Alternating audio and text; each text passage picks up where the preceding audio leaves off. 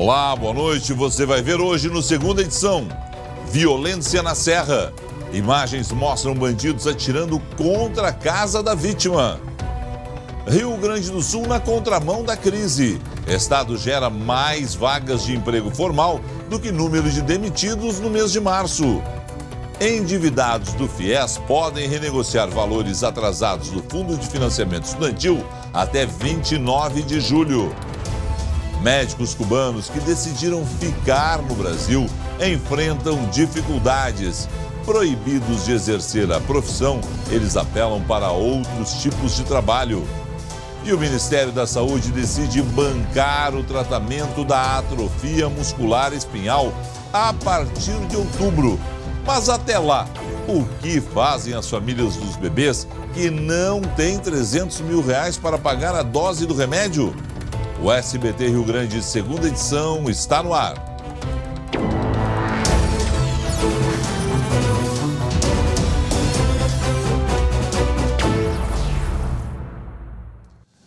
A gente abre o programa com uma boa notícia que mostra que a economia do Rio Grande do Sul pode estar começando a andar na contramão da economia brasileira, mas positivamente. Enquanto no país houve mais pessoas demitidas do que contratadas no primeiro trimestre, o Rio Grande do Sul admitiu um maior número. O estado abriu mais de 2.400 vagas de emprego formal no mês de março.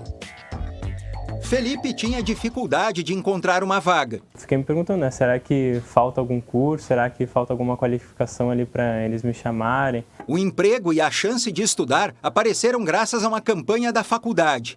Aqui, desempregados não pagam mensalidade no primeiro semestre e são encaminhados para estágios já no início do curso. Ele conseguiu uma chance como assistente de marketing. No primeiro mês já me encaminharam para o estágio e agora eu já estou garantido para os próximos semestres e adiante. No Brasil, atualmente, há 13 milhões de desempregados, segundo o IBGE. O índice foi de quase 13% no primeiro trimestre do ano. Já o Rio Grande do Sul tem a quarta melhor variação entre os estados. No acumulado do ano, o saldo é de quase 38 mil novos postos de trabalho, de acordo com dados do Cadastro Geral de Empregados e Desempregados. Eu tenho uma amiga, por exemplo, que ela já enviou mais de 60 currículos e ainda nada. Daí ela está optando por vender, ela faz uns cones de chocolate, então vende na rua para tentar tirar alguma renda assim. Alguém pode dizer, mas Felipe, é muito pouco frente ao número de desempregados. É muito pouco frente ao número de 13 milhões de desempregados. Mas é bem melhor noticiar que estamos gerando mais postos do que demitindo, do que o contrário que acontecia até bem pouco tempo, quando a gente só dizia que haviam X mil demissões a cada mês, sem geração de novas vagas. Tomara, né, que isso seja uma tendência, prossiga, cresça e esse número seja cada vez maior. E os médicos cubanos, que tiveram que deixar os empregos nos postos de saúde em todo o país e decidiram ficar no Brasil, eles sim também enfrentam, diferente dos brasileiros, mas grandes dificuldades. Como eles não podem exercer a profissão de medicina, de médico por aqui, o jeito é apelar para outros tipos de trabalho. O William trabalhou 5 anos neste posto de saúde em São Gabriel e não bastou muito tempo em frente ao antigo trabalho para receber carinho dos ex-pacientes. O William aqui todos estão fazendo muita falta, porque eles eram médicos muito dedicados, né? Iam na casa da gente. No mesmo local também trabalhava Yasser. Os dois resolveram ficar na cidade depois que o governo acabou com um acordo com Cuba em novembro do ano passado. Dos 13 profissionais que atendiam em São Gabriel, 6 não voltaram para o país de origem. O William ficou porque casou e tem uma filha no Brasil. Mas como os médicos cubanos não têm autorização para exercer a profissão, ele está desempregado. Agora, recentemente, recebi propostas de emprego, mas até agora fiquei em casa só. Infelizmente, ainda existe um preconceito bem grande em relação a eles estarem aqui e ser formados fora também. Para voltarem a exercer a profissão, os médicos cubanos precisam ser aprovados em um exame teórico e prático realizado pelo governo federal, o Revalida. O último aconteceu em 2017 e o próximo ainda não tem data para ocorrer. Enquanto isso, o jeito é aceitar trabalhos alternativos, como atendimento em farmácias ou cuidadores de idosos. Além de clínico geral, Yasser é dermatologista. Por isso, faz limpeza de pele em 3 salões de beleza para se sustentar. Pelo menos coloco meu chaleco novamente, coloco luva, faço coisas assim relacionadas com meu trabalho. Ele ainda tem visto temporário para permanecer aqui, mas outros ex-colegas enfrentam problemas de documentação que impedem eles até de fazer o revalida. De acordo com a Associação de Cubanos Livres no Brasil, há cerca de 1.500 no país. Já Yasser e William estimam que haja mais de 2.000 e que só no Rio Grande do Sul tenham 200 médicos sonhando em voltar a cuidar de pessoas como eles. O que eu espero é iniciar de novo a minha vida como médico. Triste, né? Triste essa história deles, triste que o governo deles fez com eles, né, transformando eles em mercadorias. E por um tempo o governo brasileiro admitiu isso. O que eles têm que fazer é o revalida, colocar em dia a situação deles no Brasil e tocar a vida. Porque todo mundo gostou do atendimento deles. O que eles têm que ter realmente é isso, a oportunidade do revalida. Agora, vindo de uma ditadura como a cubana, que ganhou dinheiro com eles, é muito triste a gente ter que contar essa história, porque eles custavam, né, cerca de 10, 11 mil reais para o governo brasileiro e recebiam 2, 3 mil reais no máximo, dependendo de quanto o governo repassava, né, via Organização da Saúde Pan-Americana. A Polícia Civil prendeu o autor de uma execução em Vacaria. Luciane Coleman nas informações, Lu. Oi, Felipe. Oi, pessoal de casa. Bom, esse preso foi identificado como Juliano Maciel de Lima, conhecido como Gordinho, com idade de 19 anos. Ele é acusado de participar aí desse crime no dia 21 de março, no bairro Imperial. Na época, essa câmera de segurança registrou a ação dos bandidos. Pelo menos 3 homens desceram ali de um carro e atiraram, como a gente pode ver, várias vezes, né, contra pessoas que estavam em frente e também dentro dessa casa. Havia mais de 10 pessoas nesse local, entre adultos e crianças. Endrio Ferreira Antunes, de 18 anos, morreu com um tiro na cabeça. Já o pai dele, André Candê Antunes, de 45 anos, foi atingido na barriga, mas foi operado e sobreviveu. Essas imagens são da prisão do Juliano, mas o atirador, que aparece também lá nos vídeos, está foragido e foi identificado como Igor Lima da Silva, de 36 anos. Ele tem vários antecedentes, inclusive por furto qualificado e tráfico de drogas, Felipe. Sempre o tráfico na raiz dessas questões, né? Sempre. A gente não tem ideia. A execução, violência, atirando contra uma casa, aí vai ver os antecedentes, tráfico nos antecedentes. E uma cidade tranquila, né, Felipe? Vacaria, enfim, também já está sendo atingida, né? Assim como praticamente todas as cidades do nosso estado já tem registro de tráfico de drogas e o crime que ele acaba aí trazendo, né? Todos esses crimes adjacentes ao tráfico de drogas. Bom, Lu, está preso o 4º suspeito de participar do roubo ao banco de Porto Xavier, noroeste do estado, na semana passada. Pois é, Felipe, uma advogada negociou a rendição desse suspeito. O homem de 24 anos aceitou se entregar, mas fora da área do cerco da Brigada Militar e apenas na presença do delegado. O suspeito combinou um local e se entregou na noite de segunda-feira. O homem é natural de Campina das Missões. O assalto, lembrando, aconteceu na última quarta-feira. Um policial foi morto durante o cerco.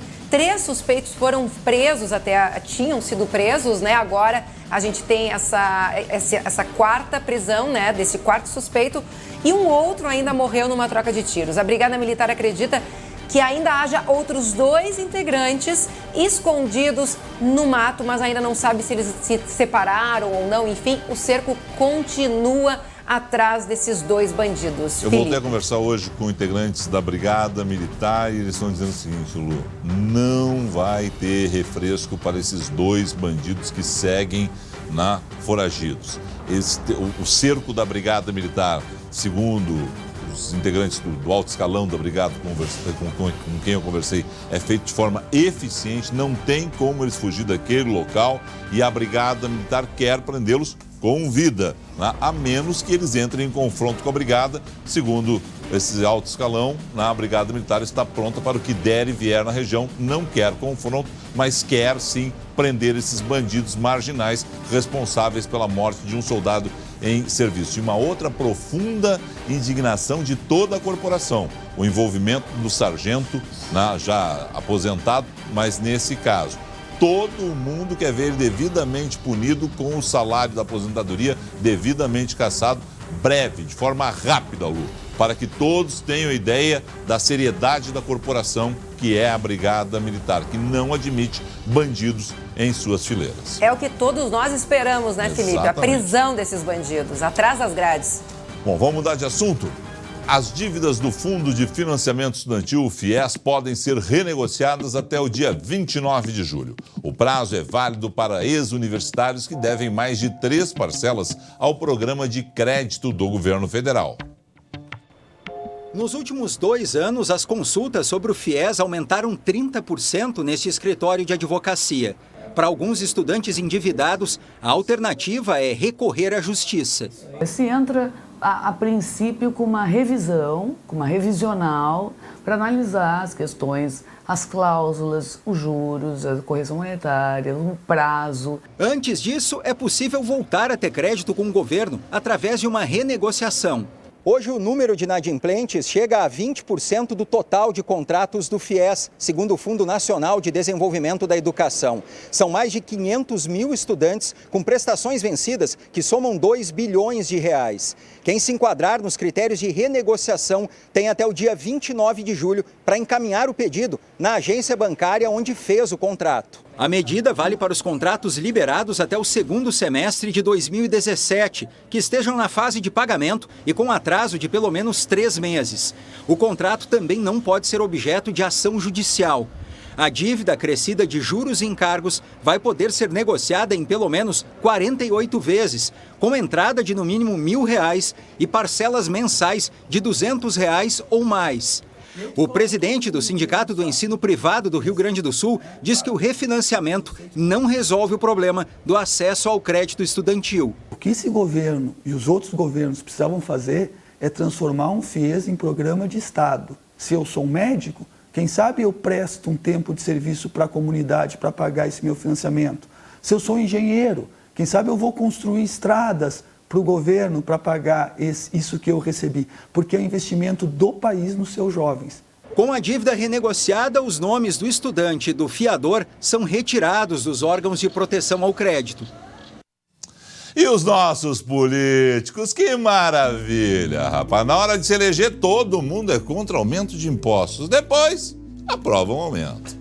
Em Porto Alegre, foi aprovado pela Câmara de Vereadores o projeto que atualiza o cálculo do IPTU na capital. Depois de 13 horas de debate, os vereadores aprovaram nesta madrugada a lei que atualiza os valores do IPTU. Foram 22 votos a favor e 14 contra o projeto do Executivo. Com a aprovação, imóveis de até R$60 mil ficam isentos. Os de maior valor passam a ter alíquotas que variam de 0,40 a 0,85, conforme o preço do imóvel. Agora, o prefeito Nelson Marquesan Júnior tem 20 dias úteis para sancionar a lei. Duvido que ele gaste esses 20 dias. Vai sancionar rapidinho, viu?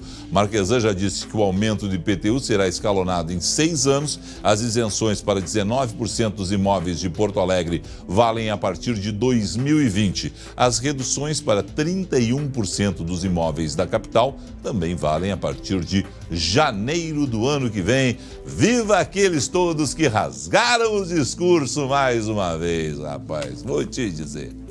E por falar em emprego, o Centro da Juventude Rubem Berta oferece vários cursos para qualificação profissional. As vagas são para os cursos gratuitos de maquiagem e recepcionista. Podem participar jovens entre 15 e 24 anos, moradores do território Rubem Berta.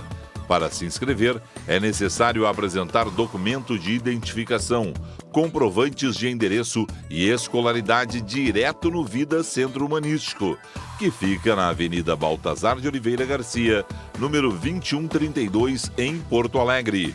Menores de idade devem estar acompanhados de um responsável.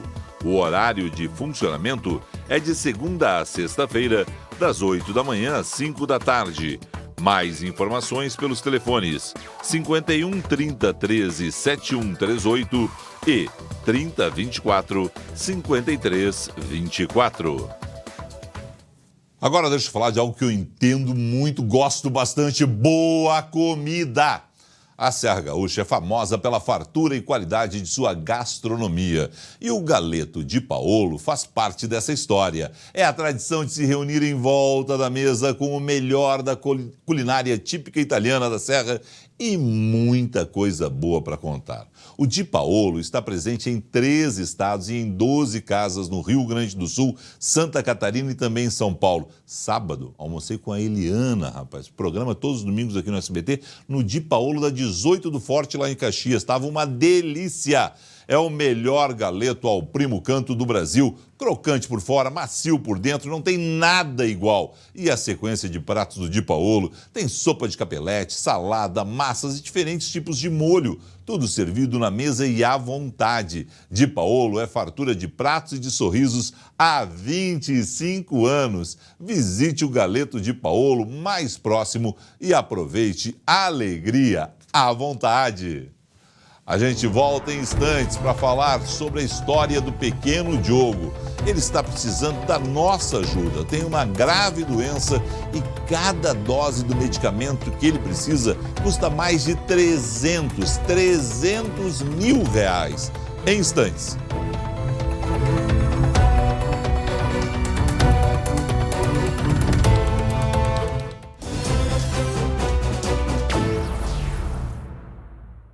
E a polícia identificou um homem que se passava por policial em Canoas, aqui na Grande Porto Alegre, Luciane. É de pau, né, Felipe? Muita. Por favor, esse homem aí estaria abordando pessoas durante a noite e agindo de forma inapropriada no comércio local. Ele chegava a revistar os moradores na rua. Durante as rondas, né, entre aspas, o policial aí de Araque usava essa arma que a gente vê aí, que é de brinquedo. Depois de receber a denúncia, a investigação identificou esse falso policial de 27 anos. O homem foi autuado e esse simulacro, essa arma de brinquedo, foi apreendida. E agora uma daquelas notícias que a gente não gosta de dar porque infelizmente envolve ainda criança. A atrofia muscular espinhal afeta anualmente 300 bebês recém-nascidos no Brasil. Tem um remédio para controlar a doença, mas ele chega a custar 300 mil reais a dose. O Ministério da Saúde decidiu bancar o tratamento desse tipo de doença, mas só a partir de outubro desse ano. Até lá, quem tem a doença, como faz? Acompanhe a reportagem. Esta é a rotina de Diogo de apenas 1 ano e 9 meses. Desde o ano passado, a fisioterapia tem ajudado a combater a atrofia muscular espinhal, uma doença degenerativa que não tem cura. Agora ele já para sentadinho, ele já consegue mexer um pouco mais os braços, já consegue levantar um pouco mais os braços. A gente consegue pôr ele em pé e ele já não se desequilibra tanto. E ele é muito faceiro, muito esforçado, isso ajuda bastante também. Junto à terapia, ele precisaria tomar 6 doses do medicamento Spinraza, o único capaz de tratar a doença. Mas cada dose custa 318 mil reais, o que equivaleria a R$1.908. O Spinraza tem 2 ou 3 anos de mercado e é uma medicação importada, não tem como produzir no Brasil, porque ainda tem menos de 10 anos. O Ministério da Saúde anunciou que o medicamento Spinraza vai ser distribuído pelo SUS, mas somente daqui a 6 meses. Mas o Diogo tem pressa.